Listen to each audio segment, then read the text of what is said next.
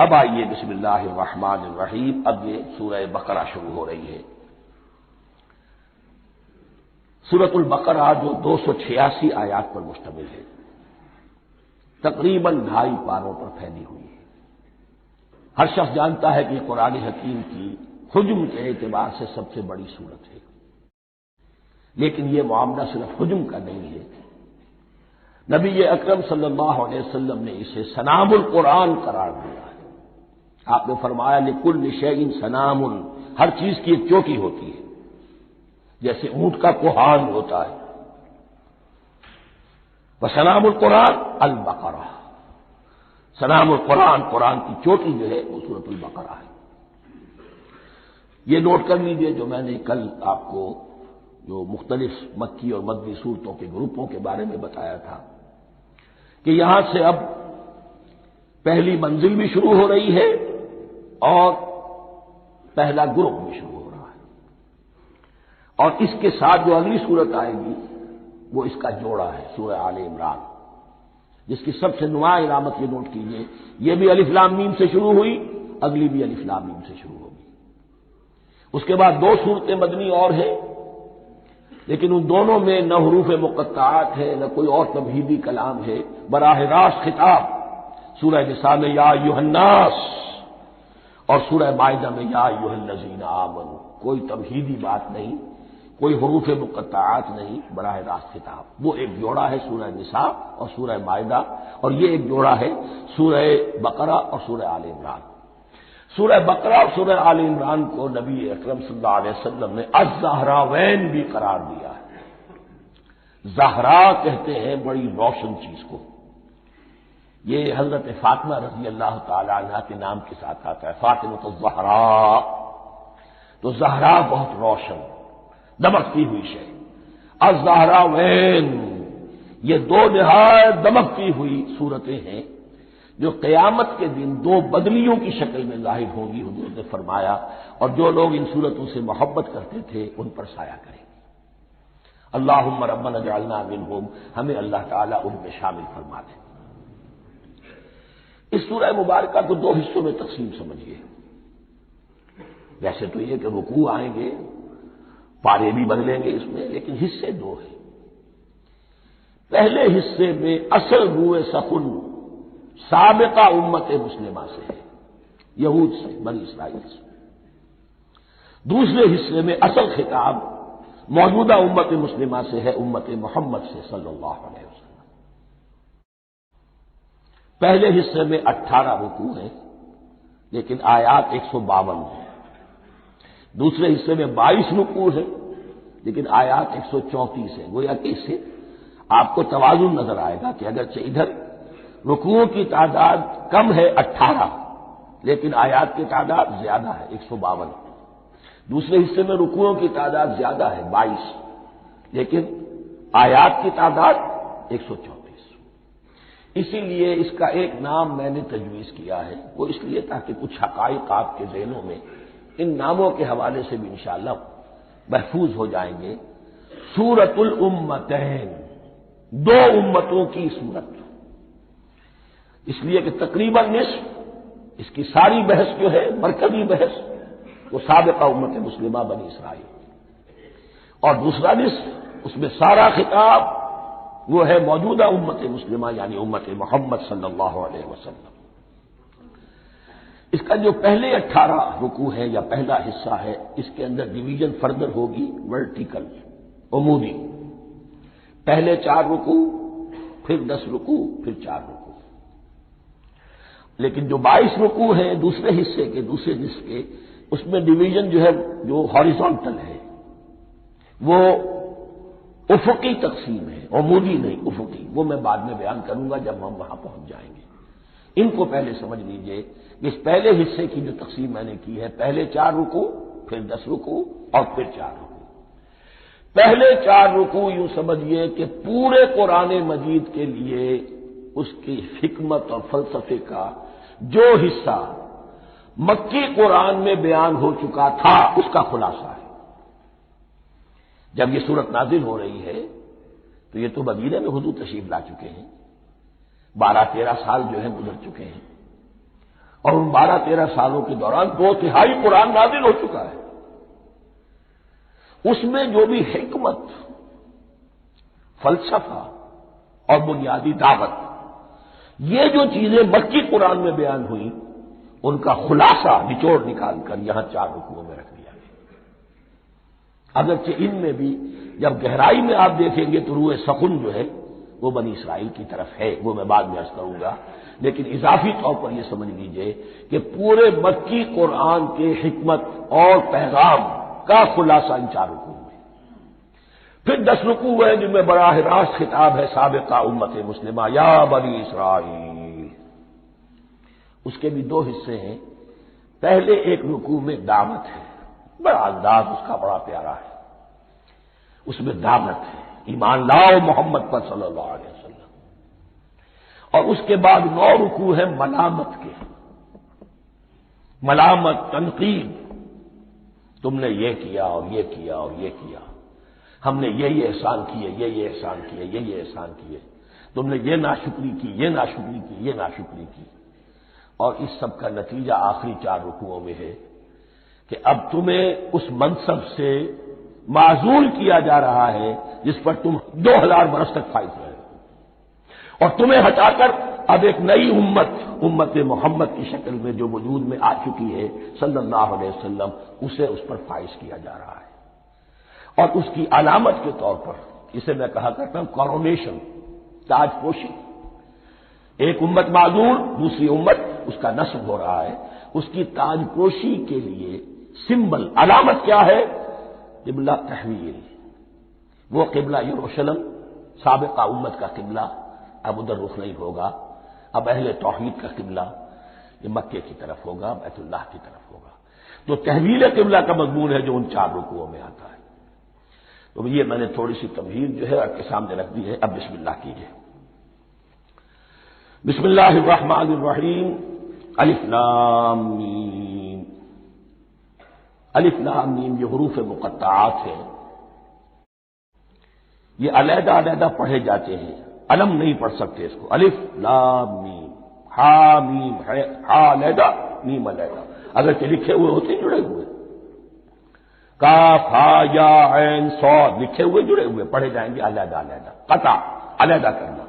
تو حروف مقطعات، ان کے بارے میں ایک بات تو جو ہے اجماعی ہے،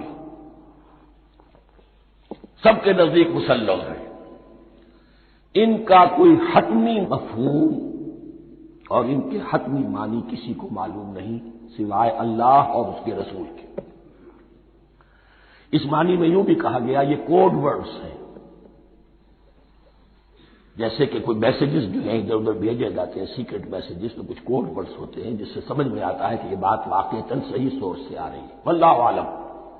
لیکن اس کا کوئی مفہوم اور اس کے معنی جو ہے وہ اتفاق اس پر ہے، اگرچہ بعض حضرات نے کچھ اپنی سی کوشش کی ہے، کچھ مفہوم جو ہے بنانے کی، وہ اپنی جگہ پر ہے، لیکن یہ کہ کسی حضرت عبداللہ ابن عباس رضی اللہ تعالی عنہما نے بعض ایسی کوششیں کی ہیں، لیکن ان کی بھی رائے کو بھی ان کی ذاتی رائے سمجھا گیا ہے، امت نے اسے قبول نہیں کیا۔ اجماع اور کنسنسس اسی پر ہے کہ اس کے معنی اور مفہوم کسی کو معلوم نہیں سوائے اللہ اور اس کے رسول۔ البتہ بعض چیزیں ایسی ہیں کہ وہ اگر نوٹ کر لی جائیں تو شاید آئندہ ہے اس میں کچھ راز کھلنے کے امکانات پیدا ہو جائیں۔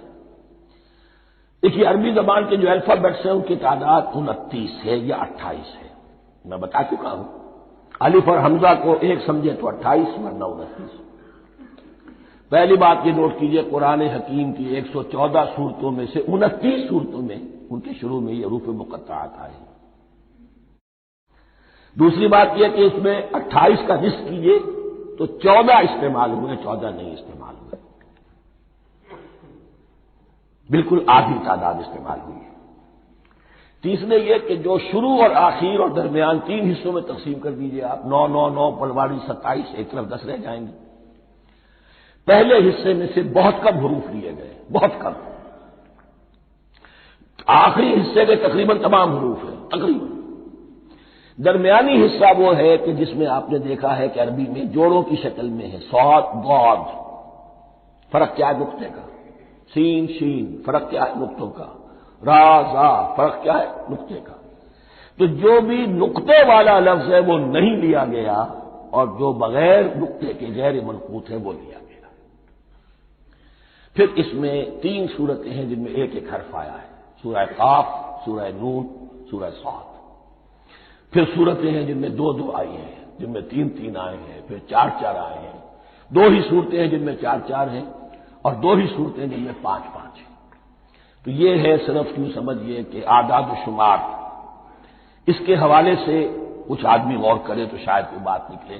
باقی وہ مثال میں آپ کو بتا دیتا ہوں کہ حضرت عبداللہ ابن عباس نے ایک رائے ظاہر کی کہ الف لام میم در حقیقت ایک جملے کا خلاصہ ہے۔ انا اللہ اعلم، پہلا لفظ انا، اس کا الف لے لیا، درمیانی لفظ اللہ، اس کا درمیانی لام لے لیا، تیسرا لفظ اعلم، یہ آخری لفظ ہے، آخری حرف میم لے لیا، انا اللہ اعلم، میں اللہ جانتا ہوں، واللہ اعلم، واقعتاً اللہ ہی جانتا ہے۔ یہ حضرت عبداللہ ابن عباس کی رائے ہے، لیکن اگرچہ انہیں حبر الامت مانا گیا ہے، لیکن یہ کہ ان کی اس رائے کو بھی اکثر و بیشتر مفسرین نے قبول نہیں کیا۔ اب جو پہلے 2 رکوع ہیں اس سورہ بقرہ کے، ان کے بارے میں تعویل عام اور تعویل خاص کا ایک بڑا بنیادی فرق ہے جو نوٹ کر لینا چاہیے۔ جس وقت یہ صورت نازل ہو رہی ہے، میں عرض کر چکا ہوں کہ 12 سال ہو چکے تھے حضور کو اپنا فریضہ نبوت و رسالت ادا کرتے ہوئے۔ ایک جماعت اچھی بھلی تیار ہو چکی تھی جنہوں نے حضور کی دعوت پر لبیک کہا، ایمان لائے اور آپ کی تعلیمات پر عمل کیا۔ وہ ایک گروہ موجود تھا، یہ ابو بکر ہے، یہ عمر ہے، یہ عثمان ہے، یہ طلحہ ہے، یہ زبیر ہے، یہ عبد الرحمن بن عوف ہے، یہ مصعب بن عمیر ہے، دیکھ لو۔ اور ایک گروہ وہ تھا کہ جو حق کو جان کر پہچان کر محض اپنی ضد اور ہٹ درمی کی باعث وہ کفر پر آ گیا تھا۔ اور اب ایک تیسرا گروہ پیدا ہو رہا تھا مدینے میں آ کر، وہ ابھی ایمبریونک سٹیج میں ہے، کہ جو داعی ہے، مدعی ہے کہ ہم مانتے ہیں لیکن حقیقت میں نہیں مانتے۔ یہ 3 قسم کے گروہ دنیا میں ہمیشہ پائے جائیں گے، ہمیشہ۔ اب اسے میں اس کو لا رہا ہوں تعویل عام کی طرف۔ جب بھی کبھی کوئی دعوت اٹھے گی انقلابی، ایک ہوتا ہے واعظ و نصیحت، ٹھیک ہے، جس نے بھی فائدہ اٹھایا اٹھا لیا۔ ایک ہوتی ہے دعوت انقلابی، وہ انقلابی دعوت کا ہدف ہوتا ہے نظام کو بدلنا۔ نظام بدلتا ہے تو ظاہر بات ہے کہ جو لوگ اس نظام میں جن کے ویسٹڈ انٹرسٹ ہیں اور جن کو پریولیجز حاصل ہیں، جن کے مفادات ہیں، وہ تو لازماً اپنے نظام کا تحفظ کریں گے، ٹکراؤ ہوگا، تصادم ہوگا، تصادم میں جانی نقصان بھی ہوگا، مالی نقصان بھی ہوگا۔ یہ گویا کہ کسی انقلابی دعوت کے لوازم ہیں، اگر یہ شے نہ ہو تو ان دعوت انقلابی ہے ہی نہیں۔ اس اعتبار سے ہر انقلابی دعوت کے جواب میں 3 طبقے پیدا ہو جاتے ہیں۔ ایک وہ کہ جو اس دعوت کو قبول کرتے ہیں دیانت کے ساتھ، خلوص کے ساتھ، اخلاص کے ساتھ، اور پھر پوری جواں مردی کا ثبوت دیتے ہیں، ہر کے بعد آباد، اب جو آئے سو آئے، جان دینی پڑے حاضر ہیں، مال دینا پڑے حاضر ہیں، کوئی تکلیف آئے، کوئی مشقت آئے، کوئی مصیبت آئے، کوئی قربانی کرے، حاضر۔ جب پکارا گیا واپس نہیں پھیرا کوئی فرمان جنوں کا، اور تنہا نہیں لوٹی کبھی آواز جرس کی، خیریت جاں راحت تن صحت داما، سب بھول گئی مصلحت اہل ہوس کی۔ ایک وہ لوگ ہوتے ہیں کہ جو اڑ جاتے ہیں ضد پر، ہٹ درمی پر، ماننے کے باوجود، جاننے کے باوجود یہ بات تو ٹھیک ہے جو کہہ رہے ہیں، کیسے مان لیں؟ ہماری سیادت، ہماری چودراہٹ، ہمارے مفادات، ہمارے یہ ساری چیزیں ان سب کے اوپر زد پڑ رہی ہے۔ یہ لوگ اڑ جاتے ہیں اور پھر کوئی دعوت، کوئی نصیحت، کوئی مزید افہام و تفہیم ان کے حق میں مفید نہیں ہوتی، اس لیے کہ صحیح بات ہے جو کہتے ہیں کہ سوتے کو تو جگایا جا سکتا ہے، جاگتے ہو کیسے جگائیں؟ کوئی سویا ہوا ہے تو آپ وہ جگا دیں گے، جو جاگا ہوا ہے لیکن وہ بنا ہوا ہے، وہ اٹھنے کو تیار ہی نہیں ہے، تو آپ کیسے اٹھا دیں گے اس کو؟ تو جو لوگ جان بوجھ کر حق کو پہچان کر رد کر دیتے ہیں، پھر ان کے حق میں کوئی دعوت، کوئی نصیحت، کوئی تبلیغ، کوئی انذار، کوئی تبشیر مفید نہیں ہوتی۔ تیسرا درجہ ایسے لوگوں کا ہوتا ہے جو یا تو شروع میں آتے ہی شرارت کے ارادے سے، کوئی مصلحت ہے جس کی وجہ سے اس دعوت کو قبول کر لیا، کوئی ذاتی منفعت ہے جس کے لیے قبول کر لیا، یا یہ کہ شروع میں تو اخلاص کے ساتھ آتے ہیں لیکن جب قربانی دینے کا وقت آتا ہے تو ان کے اندر سیرت و کردار کی وہ مضبوطی نہیں ہوتی کہ ہر شباد آباد، یہ نہیں ہوتی، وہ پھر ڈگمگاتے رہتے ہیں، کبھی کچھ چلے پھر کہیں چھٹک کر رہ گئے، پھر کہیں کچھ چلے پھر چھٹک کر رہ گئے۔ یہ تیسرا طبقہ ہے کہ جو کہتا ہے، دعوی مدعی ہے کہ ہم نے مانا ہے، قبول کیا ہے، بات ٹھیک ہے، کچھ تھوڑا بہت چلتے بھی، لیکن جہاں مشکل آئی چھٹک کر کھڑے ہو گئے، عہدے منہ گر پڑے۔ یہ تیسرا طبقہ ہے۔ اس کے لیے لفظ ہمارے ہاں منافقین بھی ہے، لیکن اس رکوع میں آ کر ابھی ان 4 رکوعوں میں نہیں بلکہ سورہ بقرہ میں مکمل میں بھی کہیں نفاق کا لفظ نہیں آیا ہے، اس لیے کہ اسے مرض سے تعبیر کیا گیا ہے۔ یہ مرض ہے ایک، اور اس مرض کے ذریعے سے لوگوں کے اندر جو ہے وہ ایک نفاق کا بیج پڑ رہا ہے، جو ظاہر ہوگا تو منافقت پوری کی پوری کھل کر سامنے آ جائے گی۔ روگ ہے انسانی شخصیت کا، اس حوالے سے وہ تیسری، اور یہ چونکہ اہم ترین حصہ تھا اور یہ مرض اب شروع ہو رہا تھا، مدینے میں، مکے میں نہیں تھا، لہذا زیادہ تفصیل سے اس کے بارے میں گفتگو ہوئی۔ اعوذ باللہ من الشیطان الرجیم، بسم اللہ الرحمن الرحیم، الف لام میم ذالک الکتاب لا ریب فیہ، صدق اللہ العظیم۔ الف لام میم حروف مقطعات ہیں جن کے بارے میں عرض کر چکا ہوں۔ ذالک الکتاب لا ریب فیہ، یہ وہ کتاب ہے اس میں کوئی شک نہیں۔ الکتاب اس لیے کہا گیا ہے کہ قرآن مجید کی پیشنگوئیاں اور خوشخبریاں سابقہ کتابوں میں موجود تھیں، اور کیونکہ اس سورہ مبارکہ میں اصل خطاب کا رخ جو ہے وہ ہے سابقہ امت مسلمہ کی طرف، تو ذالک کتاب نہیں کہا گیا، ذالک کتاب لا ریب فیہ نہیں، ذالک الکتاب یہ وہ کتاب ہے، کتاب موعود ہے جس کی پیشنگوئیاں تورات اور انجیل میں موجود تھیں۔ لا ریب فیہ، اس میں کوئی شک نہیں۔ حرف اورا ریب، نئے، تبدیل، نئے، یہی الفاظ آئے ہیں سورہ سجدہ کے شروع میں بھی، الف لام میم تنزیل الکتاب لا ریب فیہ رب العالمین، لا ریب فیہ من رب العالمین، فیہ ھدی للمتقین۔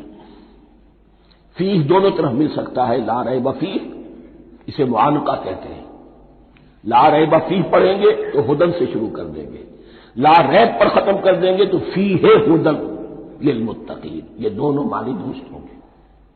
آپ کو مل جائے گا جو قرآن شریف لے کر بیٹھے ہوئے ہیں کہ حاشیے میں معانقہ نمبر 1 لکھا ہوا ہے، معانقہ عند المتاخرین۔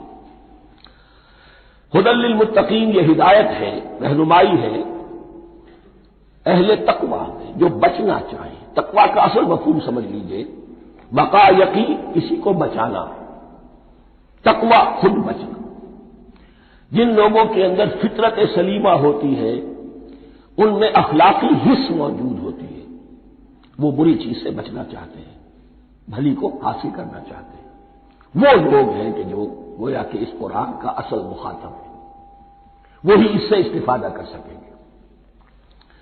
الذین یؤمنون بالغیب، اب ان کے کچھ اوصاف، یہ اصل میں بہت زیادہ واضح ہوتا ہے تعویل خاص کے اعتبار سے کہ دیکھ لو درخت کو اپنے پھل سے پہچانتے ہیں، اس قرآن کے پھل موجود ہیں نا، یہ ابو بکر اور عمر اور عثمان اور علی کون ہیں؟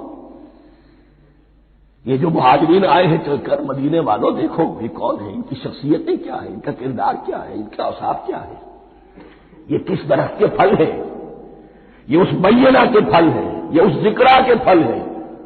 بینہ رسول من اللہ یتلو صحفا مطہرۃ فیہا کتب قیمہ، یہ اس شجرہ مبارکہ کے پھل ہیں، دیکھ لو ان کے کیا شب و روز ہے۔ الذین یؤمنون بالغیب، جو غیب پر ایمان رکھتے ہیں۔ تعویل عام کے اعتبار سے اس کا بہت اہم مفہوم ہوگا، جو یہ طے کر لے کہ سوائے مادے کی دنیا کے مجھے اس سے آگے جانا ہی نہیں، unless I can verify۔ آپ کو معلوم ہے کہ میٹیریل جو حقائق ہے وہ تو آپ ویریفائی کر سکتے ہیں، آنکھ سے دیکھ سکتے ہیں، کان سے سن سکتے ہیں، ویریفائڈ ہے۔ جو یہ سمجھ لے گا کہ اس کے بیونڈ کچھ نہیں ہے، اس کے لیے قرآن میں کوئی ہدایت نہیں۔ ہدایت قرآنی کا نقطہ آغاز یہ ہے کہ انسان یہ سمجھ لے کہ جو اصل حقیقت ہے وہ مستور ہے، نگاہوں سے چھپی ہوئی ہے، سامنے جو کچھ نظر آ رہا ہے۔ ایک انگلستان کے بہت بڑے فلسفی کی کتاب کا عنوان ہے appearance and reality, reality and appearance, Bradley کی کتاب۔ اپیئرنس جو کچھ نظر آ رہا ہے یہ حقیقت نہیں، حقیقت اس کے پیچھے ہے۔ اور کنفیوشس کا ایک جملہ ہے جو بہت بڑا حکیم اور فلسفی تھا، چین کا بہت بڑا حکیم اور فلسفی، اور ہو سکتا ہے کہ نبی ہو، واللہ عالم، ہم کہہ نہیں سکتے۔ اس کی تعلیم بڑی اخلاقی تعلیم ہے، اور اس کا جملہ سنیے، یہ یؤمنون بالغیب کی اس سے زیادہ صحیح تصریح ممکن نہیں۔ There are certain things, there's nothing more real than what cannot be seen. And there's nothing more certain than what cannot be heard. وہ حقائق جو آنکھوں سے نہیں دیکھے جا سکتے اور کانوں سے نہیں سنے جا سکتے، ان سے زیادہ یقینی اور واقعی حقائق اور کوئی نہیں۔ There's nothing more real than what cannot be seen. And there's nothing more certain than what cannot be heard. الذین یؤمنون بالغیب ویقیمون الصلاۃ، نماز قائم کرتے ہیں، ومما رزقناہم ينفقون، اور جو کچھ ہم نے انہیں دیا ہے اس میں سے خرچ کرتے ہیں، خیر میں، بھلائی میں، نیکی میں، ابنائے نو کی حاجات کو رفع کرنے میں، لوگوں کی تکلیفیں دور کرنے میں، خود اللہ کے لیے، اللہ کی رضا جوئی کے لیے، اللہ کو قرض حسنہ دیتے ہوئے۔ والذین یؤمنون بما انزل الیک وما انزل من قبلک، اور وہ کہ جو ایمان رکھتے ہیں اس پر بھی جو آپ پر نازل کیا گیا ہے محمد صلی اللہ علیہ وسلم، اور اس پر بھی کہ جو آپ سے پہلے نازل کیا گیا۔ یہ بہت اہم الفاظ ہیں، اس لیے کہ عام طور پر آج کل ہمارے ہاں یہ خیال پھیلا ہوا ہے کہ یہ تورات اور انجیل کے پڑھنے کا کوئی فائدہ نہیں، کوئی ضرورت نہیں، کوئی ضرورت نہیں کی حد تک تو شاید بات صحیح ہو، لیکن کوئی فائدہ نہیں، یہ بالکل غلط ہے۔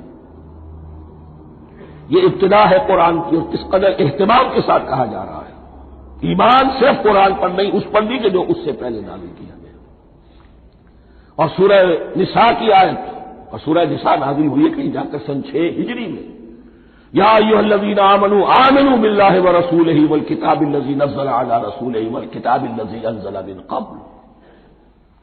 تو اس سے ایمان جو ہے تورات پر اور انجیل پر اور زبور پر اور صحف ابراہیم پر، اجمالی ایمان کی جو اہمیت ہے اس کو اچھی طرح سمجھ لیجیے۔ البتہ یہ ہے کہ چونکہ ہم سمجھتے ہیں اور جانتے ہیں کہ ان کتابوں میں تحریف ہو گئی ہے، لہذا ان کتابوں کی کوئی شے قرآن پر حجت نہیں ہوگی، جو چیز قرآن سے ٹکرائے گی ہم اس کو رد کر دیں گے، ان کتابوں کی کسی شے کو دلیل کے طور پر نہیں لائیں گے۔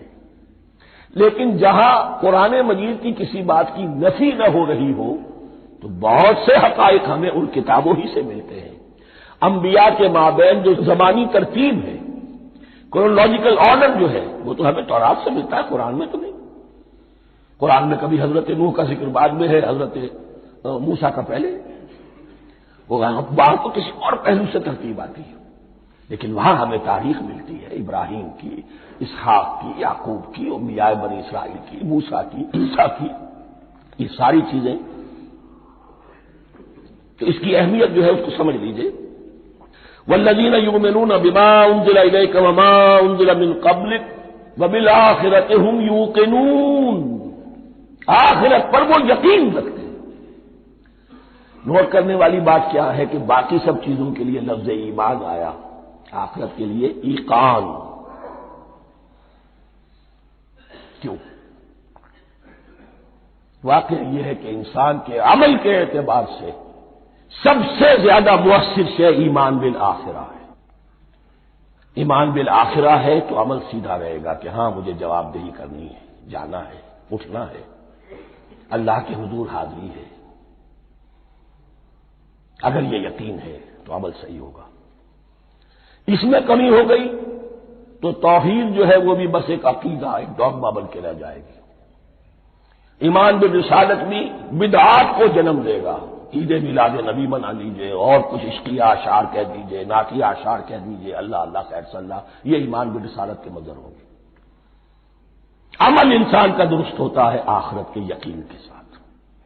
وبالآخرۃ ہم یوقنون، آخرت پر انہی کا یقین ہے، انہی کا یقین ہے۔ یہ حصر بھی ہے اس اعتبار سے کہ یہودی میں مدعی تھے کہ ہم آخرت پر یقین رکھتے ہیں، یہاں کنٹراسٹ دکھایا جا رہا ہے آخرت پر یقین رکھنے والے یہ لوگ ہیں، اور تعویل خاص کے اعتبار سے وہ لوگ موجود ہیں تمہاری نگاہوں کے سامنے۔ 13 برس کی محنت کی کمائی محمد الرسول اللہ صلی اللہ علیہ وسلم کی اس کتاب کی، یتلو علیہم آیاتہ ویزکیہم ویعلمہم الکتاب والحکمہ، اس کا جو نتیجہ ہے وہ تمہارے سامنے۔ اولئک علی ھدی من ربہم، یہ وہ لوگ ہیں جو اپنے رب کی طرف سے ہدایت پر ہیں۔ وہ ابتدائی ہدایت بھی ان کے پاس تھی، اور یہ تکمیلی ہدایت بھی، قرآن پر بھی ان کا یقین پورا ہے، اور محمد کا اتباع بھی وہ کر رہے ہیں۔ وَأُولَٰئِكَ هُمُ الْمُفْلِحُونَ، اور یہی وہ لوگ ہیں جو فلاح پانے والے ہیں۔ فلاح کا لفظ بھی قرآن مجید کی بڑی اہم اصطلاح ہے، منزل مراد کو پہنچ جانا، کسی باطنی حقیقت کا عیا ہو جانا۔ اسی لیے اس پر پھر گفتگو انشاءاللہ ہوگی سورہ مومنون کے شروع میں، لیکن یہ کہ فلاح پانے والے، کامیاب ہونے والے اصل میں یہی لوگ ہیں۔ تو گویا کہ تعویل خاص میں صحابہ کرام کی طرف اشارہ ہو گیا، تعویل عام میں ہر شخص کو بتا دیا گیا اگر قرآن کی ہدایت سے مستفید ہونا ہے تو یہ اوصاف اپنے اندر پیدا کرو۔ اب دوسرا گروہ، ان الذین کفروا سواء علیہم انذرتہم ام لم تنذرہم لا یؤمنون، یقیناً جن لوگوں نے کفر کیا، اور یہاں مراد کیا ہے؟ جو کفر پر اڑ گئے۔ اس کو ہم تعویل عام میں نہیں لے سکتے، اس لیے کہ اگر تو ہم اس کو عام میں لے لیں گے تو اس کے معنی تو یہ ہوں گے جس شخص نے کسی وقت کفر کیا اب وہ ہدایت پر آ ہی نہیں سکتا، نہیں، یہ بات نہیں ہے۔ کوئی کفر میں ہے، وہ غالطے کی بنا پر ہے، عدم توجہی کی بنا پر ہے، حق اس پر واضح نہیں ہوا ہے اس لیے ہے، تو آپ اسے سمجھائیں گے، انذار و تبشیر سے اسے فائدہ ہو جائے گا، واعظ و نصیحت سے اسے فائدہ ہو جائے گا۔ ایک وہ ہے کہ جو حق کو سمجھ کر، پہچان کر اور پھر اڑ گئے، ضد کی وجہ سے، ہر دھرمی کی وجہ سے، تعصب کی وجہ سے، تکبر کی وجہ سے، حسد کی وجہ سے۔ ان الذین کفروا، ایسے لوگوں کا معاملہ کیا ہے؟ سواء علیہم انذرتہم ام لم تنذرہم لا یؤمنون، برابر ہے ان کے لیے، خواہ آپ انہیں سمجھائیں خواہ نہ سمجھائیں، ڈرائیں نہ ڈرائیں، انذار فرمائیں نہ کریں، لا یؤمنون، وہ ایمان لانے والے نہیں۔ وہی بات جو میں نے کہی تھی کہ سوتے کو جگایا جا سکتا ہے، جاگتے کو کیسے جگائیں؟ ختم اللہ علی قلوبہم وعلی سمعہم وعلی ابصارہم غشاوہ، ان کے دلوں پر اللہ نے مہر کر دی ہے۔ کیوں کر دی ہے؟ یہ ابتداء مہر نہیں ہوئی، جب حق کو پہچان کر انہوں نے رد کر دیا، اس کی پاداش میں، اس کی سزا کے طور پر۔ ختم اللہ علی قلوبہم، اللہ نے ان کے دلوں پر مہر کر دی ہے، وعلی سمعہم، اور ان کی سماعت پر بھی، وعلی ابصارہم غشاوہ، اور ان کی آنکھوں کے سامنے پردہ پڑ چکا ہے۔ یہ مضمون سورہ یاسین کے شروع میں پھر آئے گا بہت شرح و بسط کے ساتھ۔ وَلَهُمْ عَذَابٌ عَظِيمٌ، اور ان کے لیے تو اب بہت بڑا عذاب ہے۔ یہ دوسرا گروہ ہو گیا، ایک رکوع میں دو کو سمیٹ لیا گیا، کل ابھی 7 آیتیں ہوئی ہیں۔ ایک وہ گروہ جس نے قرآن مجید کی دعوت سے صحیح استفادہ کیا، ان میں طلب ہدایت کا مادہ موجود تھا، ان کی فطرتیں سلیم تھیں، ان کے سامنے دعوت آئی، قبول کی، اور قرآن کے بتائے ہوئے راستے پر چلے۔ وہ گلے سرسبد ہیں، وہ شجرہ قرآنی کے نہایت مبارک اور مقدس، وہ اس کے پھل ہیں۔ ایک گروہ وہ ہے جس نے حق کو پہچانا لیکن اس کو رد کر دیا اپنے تعصب یا ہٹ درمی کی وجہ سے۔ ان کا ذکر آ گیا بہت اختصار کے ساتھ، اس لیے کہ ان کا ذکر آپ کو بہت تفصیل سے مکی صورتوں میں ملے گا۔ اب آیا تیسرا گروہ، وَمِنَ النَّاسِ، اور لوگوں میں کچھ ایسے بھی ہیں، مَن يَقُولُ آمَنَّا بِاللَّهِ وَبِالْيَوْمِ الْآخِرِ وَمَا هُم بِمُؤْمِنِينَ، جو کہتے تو یہ ہے کہ ہم ایمان رکھتے ہیں اللہ پر بھی اور یوم آخر پر بھی، مگر وہ حقیقت میں مومن نہیں ہے۔ یہاں ایک بات سمجھ لیجئے، اکثر اور بیشتر مفسرین نے اس تیسری کیٹیگری کے بارے میں یہی رائے قائم کی ہے کہ یہ منافقین مذکور ہے یہاں، اگرچہ لفظ منافق یا لفظ نفاق نہیں آیا یہاں، لیکن مولانا نیاز اصلاحی صاحب نے ایک رائے ظاہر کی ہے جو بڑی قیمتی ہے، وہ یہ کہ یہاں ایک کردار کا نقشہ کھینچ دیا گیا ہے، غور کرنے والے غور کر لیں، دیکھ لیں، جس پر بھی وہ چسپاں ہو جائے۔ اور بالفعل جب یہ آیات نازل ہو رہی تھی تو دو طبقات پر یہ کردار نگاری جو ہے، یہ جو شخصیت کا ہیولہ کھینچا جا رہا ہے، وہ دو کے اوپر راست آ رہا تھا۔ ایک علماء یہود، وہ بھی کہتے تھے کہ ٹھیک ہے محمد جو کہہ رہے ہیں ہم بھی اللہ کو مانتے ہیں، آخرت کو بھی مانتے ہیں، اسی لیے یہاں رسالت کا ذکر نہیں ہے۔ بھئی ہم محمد ہی کو نہیں مانتے نا صلی اللہ علیہ وسلم، باقی اگر 1.25 نبی آئے ہیں تو باقی 1.25 کو تو ہم مانتے ہیں، ایک محمد کو نہیں مانا، ایک عیسیٰ کو نہیں مانا، بس۔ تو ہمیں بھی مانا جانا چاہیے کہ ہم بھی مسلمان ہیں۔ ایک یہ ان کی رائے ہے، اور واقعہ یہ ہے کہ یہاں اس طریقے کا تذکرہ ہو رہا ہے کہ جس سے ان کا کردار بھی جھلک رہا ہے، روح سخن ان کی طرف جا رہا ہے۔ مجھے یاد ہے اپنی 10ویں جماعت کے زمانے میں دہلی میں نے دیکھا تھا کہ ناٹ سرکس وہاں کا ایک بڑی مارکیٹ ہوتی تھی، تو جوتے کی دکان پہ بہت بڑا جوتا لٹکایا ہوا تھا، بہت بڑا، اور لکھا تھا free to home it fits, جس کے پاؤں میں یہ ٹھیک ٹھیک آ جائے وہ لے جائے۔ تو یہ free to home it fits ہے، ایک کردار ہے۔ اب یہ کردار جس کے اوپر بھی فٹ بیٹھ جائے، ان میں یقیناً زیادہ تو غلبہ یہی ہے جو مفسرین کی رائے ہے، منافقین کا معاملہ جو ہو رہا ہے، لیکن یہ کردار بعین نہیں فٹ بیٹھ رہا ہے یہود کے علماء پر۔ اور یہ بھی نوٹ کر لیجئے کہ جو مدینہ منورہ میں نفاق کا جو پودا پروان چڑھا ہے، بلکہ پودا نہیں کہنا چاہیے، جھاڑ جھکاڑ جو پروان چڑھا ہے، وہ یہودیوں کے زیر اثر، جیسے جنگل کے اندر بڑے بڑے درخت بھی ہوتے ہیں اور اندر جو ہے نیچے جھاڑیاں بھی ہوتی ہیں، تو یہ نفاق کا جھاڑ جھکاڑ جو ہے وہ یہودی علماء کا جو پودا تھا اور وہ بڑا تھا، اس میں کوئی شک نہیں، اس کے سائے میں پروان چڑھا ہے۔